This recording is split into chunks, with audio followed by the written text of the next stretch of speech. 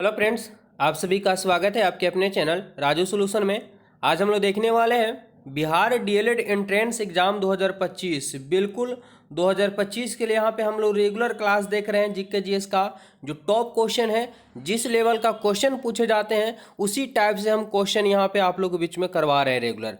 तो यहाँ से जरूर आप जहाँ भी तैयारी करते रहें। साथ ही साथ मेरा क्लास शाम को 7 बजे एक वीडियो मिलता है जो अवश्य देखेंगे, क्योंकि यहाँ से आपको कई क्वेश्चन है जो बोर्ड एग्जाम में सीधा सीधा लड़ जाएंगे, क्योंकि गेसिंग के वही क्वेश्चन हम लेकर के आ रहे हैं। तो आज हम लोग देखने वाले हैं विशेष तौर पर से क्या कि जो 2 अप्रैल 2024 को जो सीबीटी मोड में एग्ज़ाम हुआ था उसका एनालिसिस देखेंगे। हम कई वीडियो ऐसा दे चुके हैं जिसमें एनालिसिस हो रहा है, यानी सीधा सीधा कहने का मतलब कि जो क्वेश्चन पूछा गया पिछले एग्जाम में वो भी क्वेश्चन देखना बहुत ज़रूरी होता है, ताकि अनुमान लग सके आपको कि किस लेवल के क्वेश्चन पूछे जाते हैं और कहाँ से क्वेश्चन आएंगे। ठीक है, तो चलिए ये क्योंकि पूछा हुआ भी क्वेश्चन आपको घुमा घुमा के पूछा जाता है, तो वीडियो में बने रहेंगे शुरू से अंत तक। और बात करें कि अगर चैनल में आप लोग पहली बार जुड़े हैं तो चैनल को जरूर सब्सक्राइब भी कर लीजिएगा साथ ही साथ।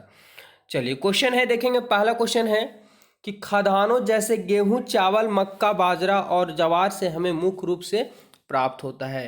तो ये बात करें कि आप बिहार डीएलएड एंट्रेंस एग्जाम 2024 में ही ये क्वेश्चन 2 बार रिपीटेड हो चुका था। ठीक है, तो किसमें गेहूं, चावल, मक्का, बाजरा में हमें मुख्य रूप से क्या प्राप्त होता है, याद रखना होगा, ये कार्बोहाइड्रेट हमें प्राप्त होता है। कार्बोहाइड्रेट से क्या होता है, हमें शक्ति मिलता है, जो ताकत मिलता है ये कार्बोहाइड्रेट से ही मिलता है। Option C. अगला सवाल है, नीचे दिया हुआ समीकरण किस प्रकार की अभिक्रिया है। ये जो अभिक्रिया है वो किस प्रकार की अभिक्रिया है ये बताना है। तो चलिए हम चर्चा भी करते चलेंगे, आप लोग वीडियो में बने रहेंगे। आप लोग को आंसर पता है तो फटाफट से कमेंट करेंगे। देखेंगे राइट आंसर की अगर हम बात कर ले तो ये संयोजन अभिक्रिया है। क्या हो जाएगा, संयोजन, यानी C+O2। यानी यहाँ देख रहे हैं कि 2 है और दोनों मिल करके 1 बन चुका है, यानी संयोग जुड़ चुका है। ठीक है, तो क्या हो जाएगा, संयोजन अभिक्रिया। Option A correct answer. चलिए आगे बढ़ते हैं। अगला सवाल है, निम्नलिखित में से किसे फल पकाने में प्रयोग किया जाता है। फल पकाने में तो देखेंगे यहाँ पे थोड़ा सा आपको समीकरण दिया हुआ, कोई दिक्कत नहीं, आप लोग पढ़े होंगे। एसिटिलीन का प्रयोग किया जाता है फल पकाने में, लेकिन बात यह है कि एसिटिलीन का सूत्र ही नहीं पता है। याद रखेंगे एसिटिलीन का सूत्र होता है क्या, C2H4। ठीक है, C2H4 यहाँ पे एसिटिलीन हो जाएगा। ऑप्शन की बात करें तो बी करेक्ट आंसर हो जाएंगे यहाँ पे राइट आंसर। चलिए आगे बढ़ते हैं अगले सवाल की ओर। अगला क्वेश्चन देखना है, क्वेश्चन नंबर 4 है कि जल का क्वथनांक है। जल का क्वथनांक है 0 डिग्री वायुमंडलीय दाब पर, 100 डिग्री पर, या 273 केल्विन वायुमंडलीय दाब पर, या 0 डिग्री केल्विन है ना केल्विन वायुमंडलीय दाब पर। 4 का ऑप्शन क्या होगा, याद रखेंगे क्वथनांक मतलब खौलना। तो जल का क्वथनांक कितना होता है, 100 डिग्री सेल्सियस होता है। सवाल एक पूछा जाता है कि कितना डिग्री पर ये जल का घनत्व अधिक होता है, तो याद रखना होगा 4 डिग्री सेल्सियस पे जो होते हैं वो घनत्व जल का अधिक होता है। 0 डिग्री सेल्सियस पर पानी जो होता है यानी जल जो होता है वो बर्फ में तबलीत हो जाता है। अगला सवाल है, विटेकर वर्गीकरण के लिए कितने मापदंडों का उपयोग किया था। बिल्कुल विटेकर जो है वर्गीकरण का सिद्धांत दिए थे, कितने मापदंडों का उपयोग किए थे। ठीक है, ये 5 जो है मापदंडों का प्रयोग किया गया था। ऑप्शन डी यहाँ पे करेक्ट आंसर हो जाएंगे। अगला क्वेश्चन है, निम्नलिखित में से कौन संयोजित टीका है। क्या है, संयोजित टीका। जो टीका यानी वैक्सीन जिसको बोल सकते हैं, जो बच्चों में डिप्थीरिया हो, काली खांसी हो और टेटनस के बचाव के लिए दिया जाता है। यानी डिप्थीरिया, काली खांसी और टेटनस के लिए एक ही टीका से तीनों काम चल जाता है। तो ऐसा टीका कौन सा है, याद रखेंगे DPT टीका है। DPT टीका है। ऑप्शन की बात करें यहाँ पे ए करेक्ट आंसर हो जाएंगे। चलिए क्वेश्चन नंबर 7 है कि ओजोन परत में ह्रास इनमें से किसके कारण होता है। ओजोन परत आप लोग पढ़े होंगे कि सूर्य से आने वाली परावैंगनिक किरणों को क्या कर लेता है, अवशोषित कर लेता है। तो हमें रक्षा जो कर यानी ओजोन परत का जो हानि हो रहा है वह किसके कारण हो रहा है। याद रखेंगे सबसे ज़्यादा कारण हो रहा है क्लोरोफ्लोरोकार्बन के कारण ही हो रहा है। फ्रिज वगैरह जो होते हैं, फ्रिज होते हैं, ठीक है, एसी होते हैं, उसमें फ्रियोन नामक गैस प्रयोग किया जाता है, उससे भी ओजोन की हानि पहुंच रही है। चलिए देखें अगला सवाल क्या है कि प्राकृतिक पर्यावरण में क्या सम्मिलित है। क्या है यहाँ पे, प्राकृतिक पर्यावरण है। तो प्राकृतिक पर्यावरण में क्या सम्मिलित है, जीवीय और अजीवीय, तो दोनों के दोनों सम्मिलित है, जीवीय भी और अजीवीय। जैसे अगर मान लेते हैं पत्थर तो अजीवीय के रूप में आ जाता है, पेड़ पौधे तो ये सब प्राकृतिक है और ये दोनों पाए जाते हैं वायुमंडल में, है ना, पर्यावरण में। अगला सवाल है कि निम्नलिखित में से कौन सा पुरुष है ना स्त्रीकरण की एक विधि है। यहाँ पे दिया कि निम्नलिखित में कौन जो है पुरुष जो है स्त्रीकरण की एक विधि है। क्या होगा राइट आंसर, ये है वैसेक्टेक्ट, है ना, वैसेक्टोनी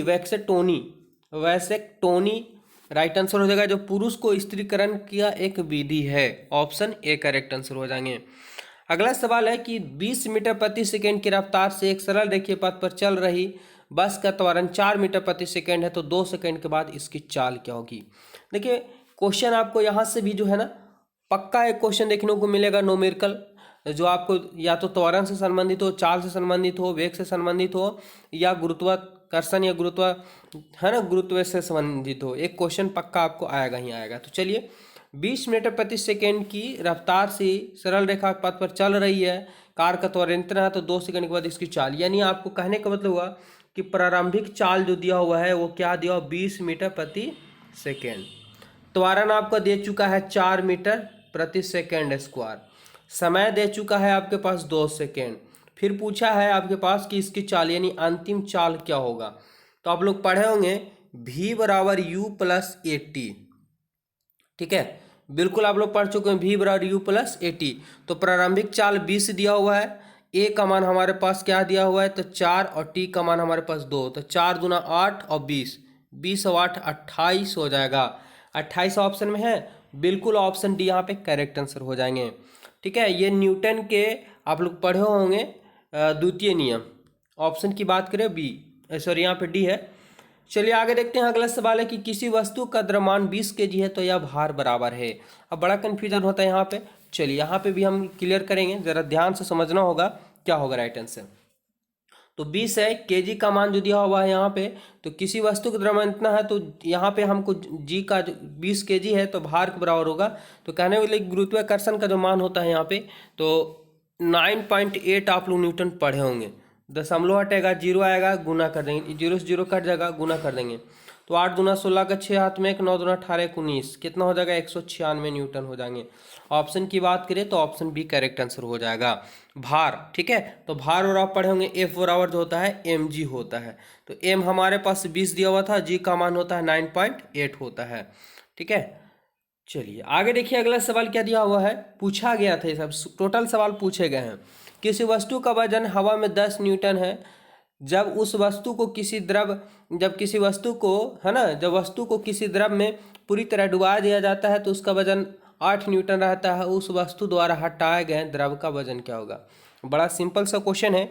इसका राइट आंसर देखेंगे कि पहले 10 न्यूटन था, अब कितना हटा दिया गया, तो 8 न्यूटन रहती है, यानी 2 न्यूटन उसका क्या कर दिया गया, तो भार हटा दिया गया है ना। तो उस वस्तु द्वारा हटाए गए द्रव का वजन कितना होगा, तो 2 न्यूटन होगा, ऑप्शन डी।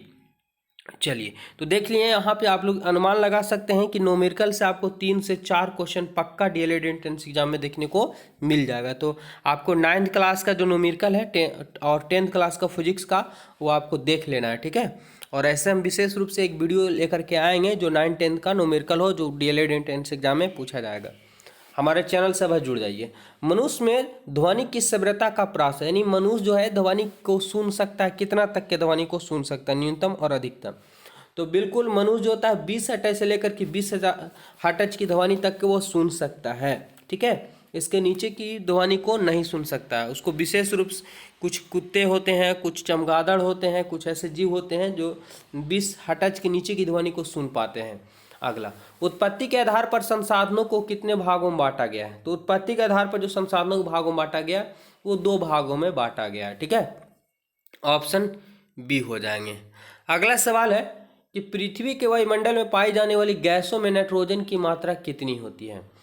नाइट्रोजन की मात्रा कितनी होती है ये पूछा गया है। ठीक है, बहुत ही सिंपल क्वेश्चन है, याद रखेंगे। आप लोग पढ़े होंगे क्या कि 78% क्या है, नाइट्रोजन है, लेकिन यहाँ पे प्रतिशत के रूप में निकाल दिया जाएगा, तो 78 और प्रतिशत बट्टा में 100 हो जाएगा, तो इस परसेंट निकलेंगे तो 0.78 आएगा। ठीक है, ऑप्शन क्या होगा, डी यहाँ पे करेक्ट आंसर हो जाएगा। आप लोग को बता देंगे कि 21% ऑक्सीजन है, 78% जो है नाइट्रोजन है, ठीक है। बाकी 0.03% कार्बन डाइऑक्साइड है और बाकी में जो भी बचे हैं, ठीक है, कुछ दशमलव में, वो आपको अन्य गैस से पाए जाते हैं। अगला सवाल है 16 नंबर कि प्रथम पृथ्वी सम्मेलन का आयोजन कब किया गया था। प्रथम पृथ्वी सम्मेलन का आयोजन जो है कब किया गया था, याद रखना होगा ये 1992 ईस्वी में हुआ था प्रथम पृथ्वी सम्मेलन, और ये एग्जाम में आपसे पूछा ही जाता है।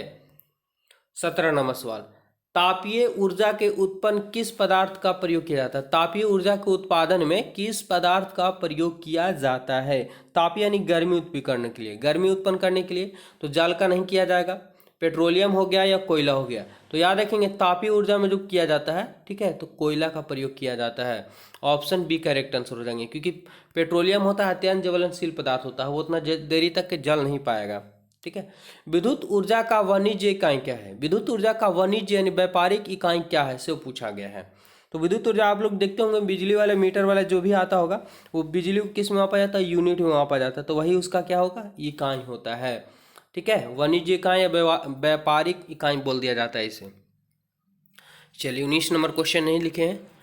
20 नंबर क्वेश्चन है कि दाढ़ी बनाने में किस प्रकार के दर्पण का प्रयोग किया जाता है। तो बिल्कुल सभी को पता होगा कि दाढ़ी बनाने में जो प्रयोग किया जाता है वो किसका, अवतल दर्पण का प्रयोग किया जाता है। एक क्वेश्चन पूछा जाता है कि जब व्यक्ति कार में हो, ठीक है, ध्यान समझेगा, हम यहाँ पे थोड़ा सा समझाने का आप लोग को प्रयास करते हैं, गड़बड़ा जाते हैं आप लोग, ठीक है, जिसको लेकर के हम यहाँ पे क्लियर कर दे रहे हैं कि व्यक्ति देगा सवाल कि गाड़ी के साइड मिरर में, यानी जो पीछे देखने के लिए, गाड़ी के पीछे वाहनों को देखने के लिए किस दर्पण का प्रयोग किया जाता है, याद रखेंगे उत्तल दर्पण का। लेकिन ड्राइवर के सामने जो शीशा लगा रहता है वो अवतल होता है। कैसा होता है, आगे की ओर देखने के लिए कैसा, अवतल, यानी सामने जो ड्राइवर के सामने शीशा बड़ा सा रहता है वो अवतल, और साइड में हम देखने के लिए उत्तल का प्रयोग किया जाता है। तो ये टॉप 20 क्वेश्चन जो पूछे गए थे साइंस का वो हमने क्लियर कर दिए।